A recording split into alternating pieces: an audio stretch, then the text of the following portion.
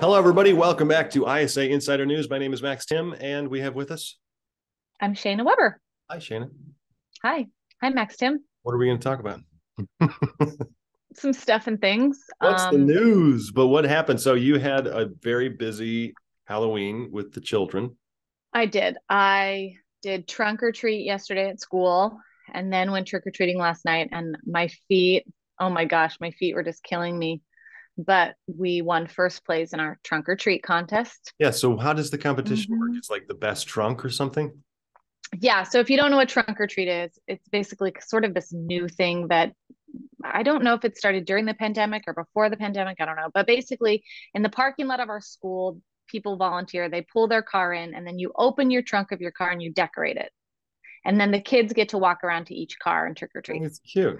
I saw It's super something fun. on social media. People were like, oh, I'm glad I never had to do this. And they showed a picture of trunk or treat. I'm like, seriously, what is wrong with people? Oh, You it's fun. find something to complain about. I know. So we decorated, we put two cars together, and then you basically like line the inside of your car with like, dollar store black Yeah. tablecloths or whatever color or whatever thing you're doing. So we did Hocus Pocus, and there were like three other cars that were Hocus Pocus, but we just decked it out. We had like a cauldron for the candy that was in. I brought this chair that I have at home that looks like the Game of Thrones chair, but it's made of bones, so it's called the Bone Throne. And so it was super fun, and we went all out. So, That is fun. That is fun. I did and nothing. now I'm tired. Yeah, I don't Did blame you have any you. trick or treaters? I had one person. See, so my property has two houses. The front house, my sister and my nephew live in. I'm in the back, big, huge barn. And so the front house, of course, had plenty of kids walking by Mm. because it's on the sidewalk. But mine, you have to kind of go around. But I was leaving the house, ready to go to my parents' place because I was going to just hang out, have dinner with my parents.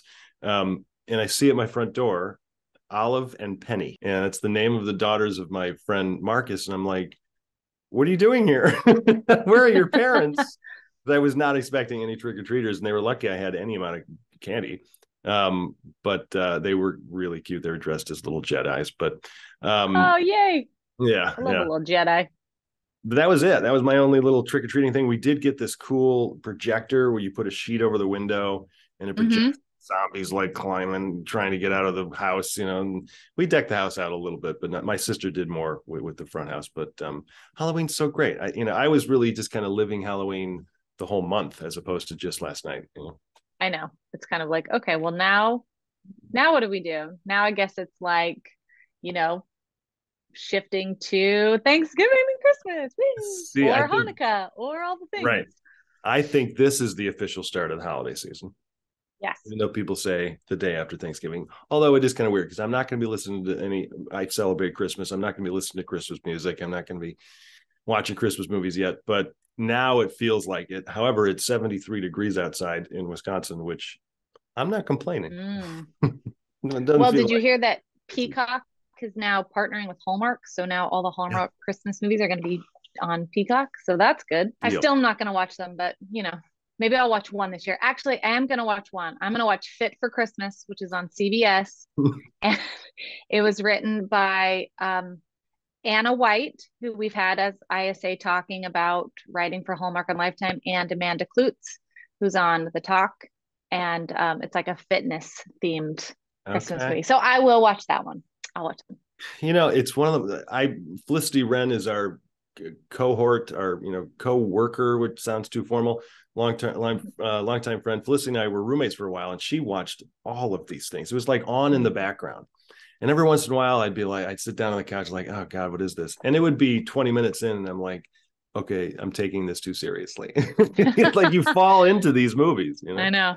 I saw this funny meme that was like, this is our moment of silence for the big city men who are about to lose their girlfriends and wives to small town inn owners who run apple orchards or something like that. It was like super funny. Or small town mayors who are Yes. single dads, and yeah, Small town, hardworking single dads who own a coffee shop. right.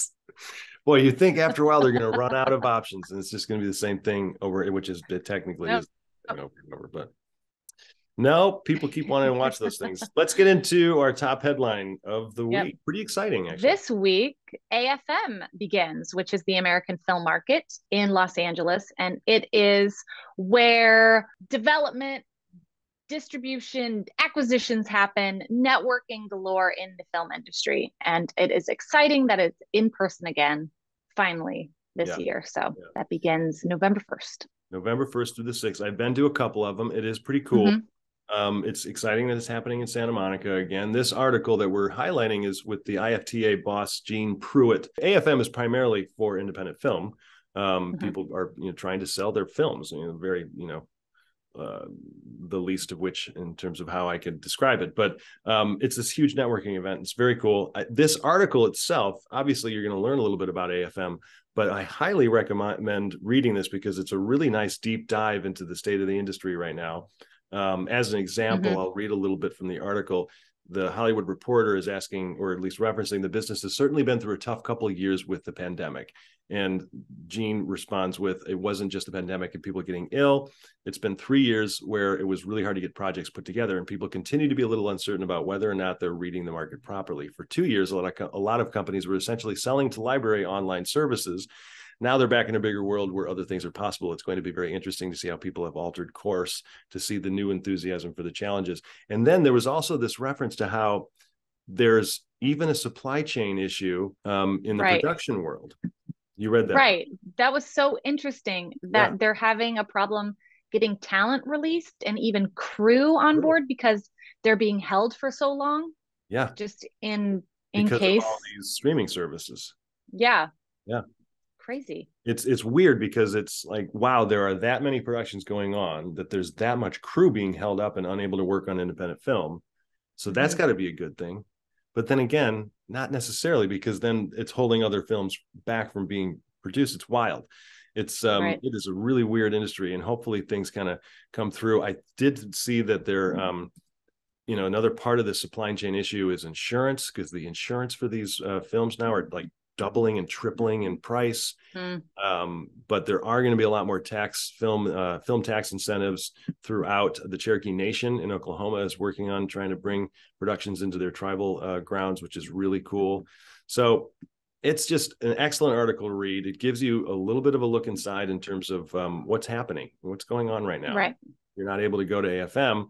You can, kind of stay tuned. Just keep track of what's happening in the news. Yeah, and it's the 43rd AFM. So 43.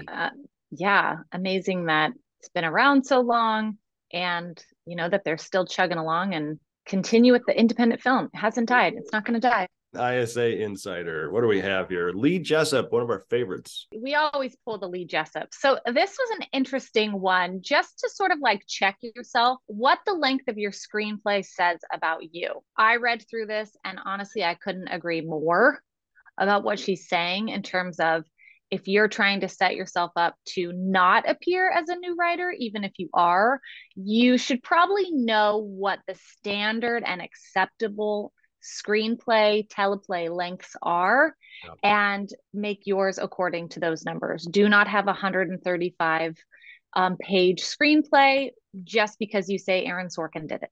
Like, not gonna work. Yeah, we get this question asked of us all the time because I'm working with my one-on-one writers through my Story Farm Consulting. I get asked constantly, how long should my script be? I might just send them this link going forward. Here, read this, because it's obvious that Lee was perturbed by this, because she really went into it, and she gives you a full explanation of a whole bunch of different levels, difference between features and half hour streaming versus half hour traditional versus half hour comedy versus half hour drama. But the basic standard, like she says, the basic standard for feature film is 90 pages to 120. And she said, really, it's more like 110 now, 90 to 110. I'd say unless it's a sweeping drama or you need a lot of explanation there, like historical stuff, it cannot be over 110. I mean, when we look at scripts, and first thing you do, you look at the page count, and you either go, ugh, I mean, it just sets the tone. It does. If you're looking at something that's 125 pages, you're like, Well, that's 2 hours of my time, You would I completely agree, because I tell all my writers this too. One of the first things a reader does is look at page count, not just because does it fit the format of whatever type of show you're trying to present, but how much do I have to read? Because and how seriously am I taking this? Yeah. And it's ridiculous. Like the difference between 113 pages and 117 pages, it's negligible in terms of time. But in the head, you're like, oh God, 117. If I see something at 110 to 113, I'm like, all right, it's still a little. But if I saw 106, 107, I'd be like, here we go, I'm reading it. Right. And when I write horror or something that's comedy, I try to go less than 100. Yeah. It's like 90 to 100 for that. If you have a lot of explanation or things that you have to, then I'm okay with, like, for a drama, I'm okay. Even sci-fi, fantasy, I'm okay going over 100. But then when you get up there, it's like, okay, you got to take some time and edit this thing. Yeah. Especially on spec. That's a lot of what Lee's talking about. Yeah. Because if somebody's reading this, for free, and you want them on board, don't waste their time. Well, it's that. And also most scripts, if not all scripts, are a writing sample. They're all a writing sample for you as a writer. The likelihood of that script selling just doesn't really happen that much anymore. They'll be picked up and optioned and then maybe further developed or passed on to 7 other writers or whatever. It's a sample of your work that will help you get additional work. So if you're writing 125 pages, I hate to say it, but you're crazy to think that people are going to be okay with that. Oh, this is the sample. And I can hear all of these writers talking about, well, the person does it, this filmmaker does it. I had a call earlier today where one of my writers mentioned, Quentin Tarantino and Shane Black and how they write. And I'm like, ignore them. Yeah. They're not in the same category. And Tarantino is going to make his own movie. He's not trying to exactly. It's not the same. Yeah. It's not the same. Yeah. So also for 1 hour dramas, she mentioned 55 to 65 pages, half-hour single cam comedies, 32 to 38 pages, half-hour dramas, 30 to 38 pages. Yeah. So check out this article, get that information so that and edit. Extremely helpful article. There are a lot and it's always changing. So it's great that she knows what's current. So this is a great way to make sure that you know what the current standard is. Right. Check it out on the ISA Insider. There are a lot of other articles that you should be reading too. Please educate yourself. For those writers out there that watch us on a regular basis, you already know this. For those of you tuning in for the first time, you've got to be a nerd and a geek about this industry. Just got to be following along. Upcoming ISA events. What do we got here? November 17th, we have our pitch panel. I believe we're in our 5th or 6th. We've done quite a few, and they are absolutely fantastic. If you are wanting to hear a live pitch and hear instant feedback, if you want to know what makes up a great pitch, if you want some pointers or just to listen and kind of go, okay, how do I format this? This is a great event for you. We will post the link. Our event page is not up yet, so we're going to be doing it through Eventbrite, but we'll have the link. And then November 29th, Max and I both are hosting a talk with John Truby. Do you want to talk a little bit about that? All about genres. Yeah, John has a new book coming out that goes into heavy detail about each individual genre, what they mean, what the expectations of that genre should be and are in terms of your approach to writing it. John's one of the best. He's been around for a long time, and it's going to be a good talk for sure. Yeah, we did a prep call with John, and I was even writing notes for myself about how to transcend that genre and make sure that you know your genre, but then you also know how to take it to a new place, or what really is important about your genre that you need to make sure is there, and then how to elevate that to a new level, to something different, so that it's not the same old thing. Right. So it's going to be a really great event. All right. What are you watching? Speaking of genre, that was pretty much what we focused on this month, right? We were watching scary stuff. I watched Halloween Ends. My mom was like really excited to watch it. And my mom and dad and I watched it. It was terrible, but it's an expected terrible. Sure. But it's Halloween.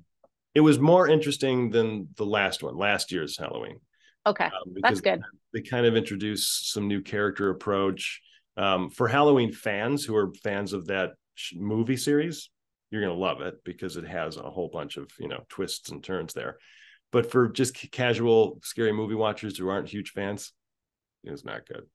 But it's still Halloween, But the one I did watch that I loved, and I'm going to highly recommend this to everyone watching this, Summer of '84. And this is a movie that I've been meaning to watch for years. And it's done by a set of directors. And I apologize to the other two because they all equally directed this movie. But the one name I'm remembering is Francois Simard, only because I interviewed him alongside his team at Sundance years ago because he made the movie Turbo Kid. And it was awesome. Love Turbo Kid. But Summer of '84, very nostalgic. If you like Stranger Things without the fantasy, you're going to really like it. What's it on? I rented it on Prime for like $3. Cool. Yeah. I'm going to check it out. It's worth it. I finished watching Reboot on Hulu, which if you like, sitcom-y style, it's so good. It's just so good. And there's so many different layers and levels, and it's fun.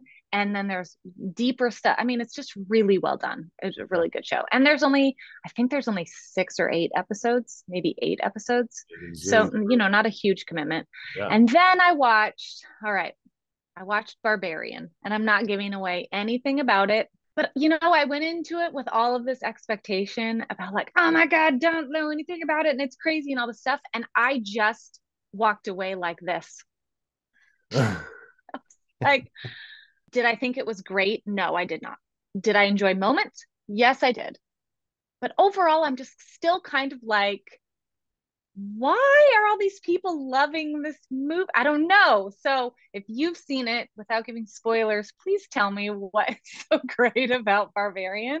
Okay. I mean, I went into it, I didn't know anything. And so it was fun at certain times, but man, yeah, I'm like, I've only seen the trailer, so I don't really know that much about it. And I thought it looked interesting, but I don't know.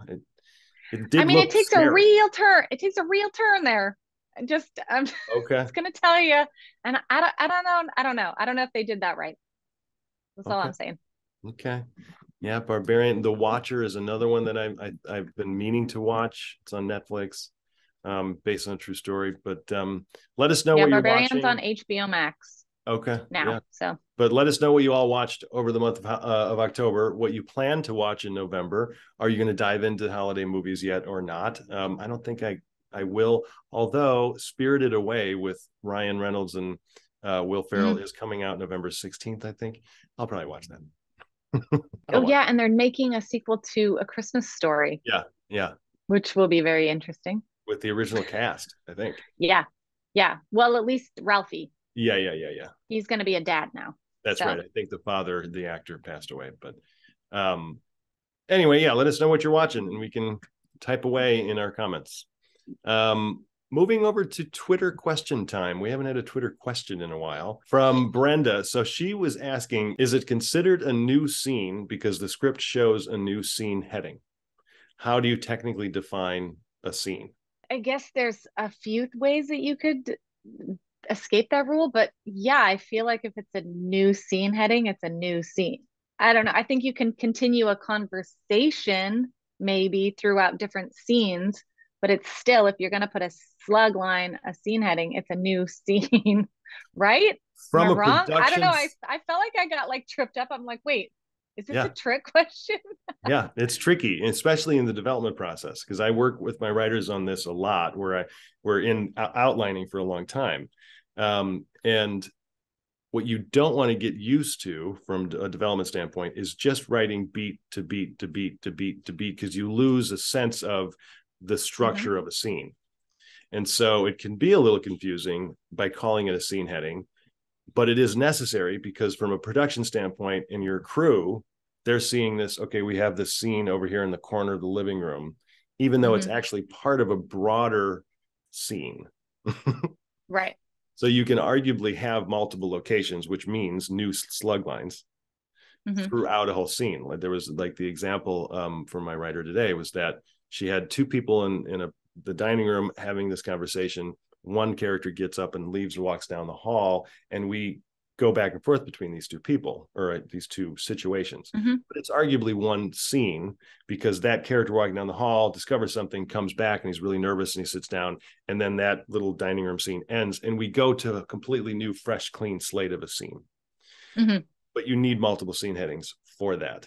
And so Right. I think the differentiation helps from a development standpoint, that arguably this group of locations makes my scene, but in the script, it is technically a new scene. Right. But in that case, if they're in the house, you wouldn't need a full slug line with like interior living room, blah, blah, blah. You could just cut to hallway then, right? You could. So, yeah, that's true. You could just say hallway hyphen, but it also, there's a whole separate set of moments that occur with that other character. And he goes into another room, like there's a bedroom that he enters. So that, you know, but it's all relative. I think it's just a way to see how am I structuring the beginning, middle, and end of a series of moments, and they don't all have to happen in the same location. Yeah, I think it's a question of, are you talking technically a scene where you're changing location, where you're going to pick up your camera and do a new setup? Then yes, you're going down the hall, you're going in a room, new scene, right? Yeah. But if you're talking about an overall conversation or like setting up, you know, what you're doing, having this whole whatever, like in this case, a discovery and then coming back and talking about it, so you're finishing up that conversation. It can be throughout multiple scenes. That's the weird thing. It's terminology because you're calling it a scene. Yeah.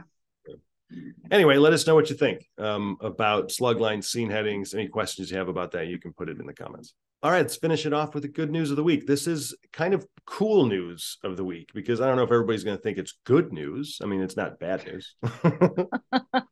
We always shout out Good News Network because, I mean, what a better place to go for good news than the Good News Network, right?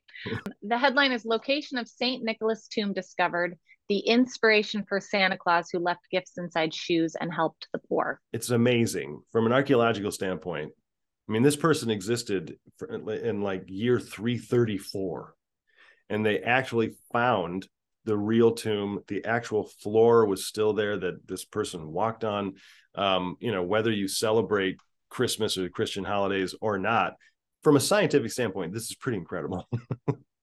Yeah, he was a real saint. He just he was the inspiration for the Santa Claus character or persona that is out there for secret gift giving. Yeah, it's pretty wild. Like the original building this sarcophagus was in was submerged from the rise of the Mediterranean Sea, and fewer than 200 years after Nicholas's death, a new St. Nicholas church was built over the site of the one where he had served as a bishop.